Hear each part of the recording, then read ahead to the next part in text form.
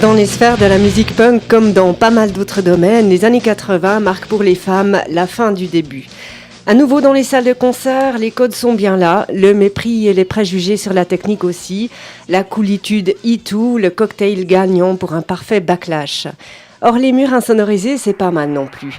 10 ans de présidence Reagan, de droitisation et de puritanisme à la mode des années 50, sous la montée de l'influence de néoconservateurs qui font de l'antiféminisme l'un des noyaux durs de leur programme politique. Là, je fais allusion à l'avortement.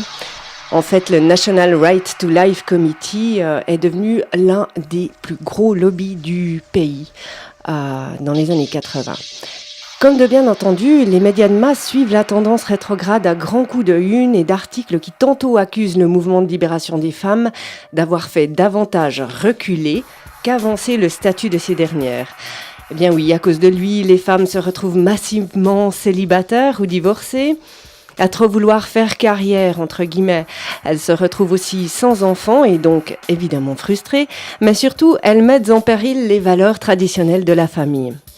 Tantôt, ces mêmes médias assurent que maintenant c'est bon, tout le monde a les mêmes droits, que le féminisme est mort et ringard et qu'on peut passer à autre chose, s'il vous plaît.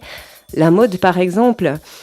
Tout cela, bien évidemment, à grand renfort de clichés rebattus sur les féministes aux aisselles pileuses.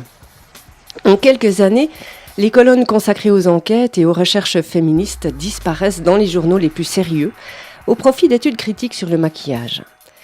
Concomitamment, la génération X devient une cible marketing de premier choix. Magazines pour ados, séries TV, dessins animés, chaînes TV carrément, et notamment cette trouvaille monstrueuse qu'est MTV, la machine à façonner les imaginaires, les goûts, les attitudes. On n'a certes pas été les premiers à être conditionnés par la société, mais tout de même, cette profusion de culture pop, d'images, de musique, ce poids éléphantesque de l'industrie culturelle et des médias, c'est à l'époque assez nouveau.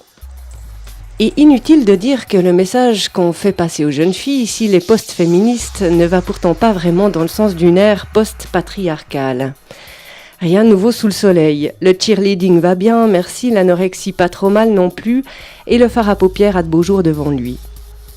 Derrière les dollars des papiers glacés, il y a le quotidien que prennent en pleine poire des millions de jeunes femmes qui crèvent à petit feu, victimes des violences propagandistes, mais aussi de violences bien réelles et bien trop fréquentes. Derrière la poursuite de l'idéal assommant du prince charmant, footballeur, bien gaulé lui aussi, ne l'oublions pas. Si les conséquences sont loin d'être les mêmes, ça marche malgré tout dans les deux sens. Il y a les date rapes, la haine de soi, la dépression, les désordres alimentaires et l'anomie au carré, puisque la génération X est déjà anomique. Heureusement, bien sûr, ça fout les nerfs en plot à plus d'une. Mais tout cela est fort bien mené et depuis fort longtemps. Là où les Riot Girls vont réussir un coup de maître, c'est qu'elles vont parvenir à colliger ces colères et ces haines de soi pour les transformer en prodigieuses forces de frappe.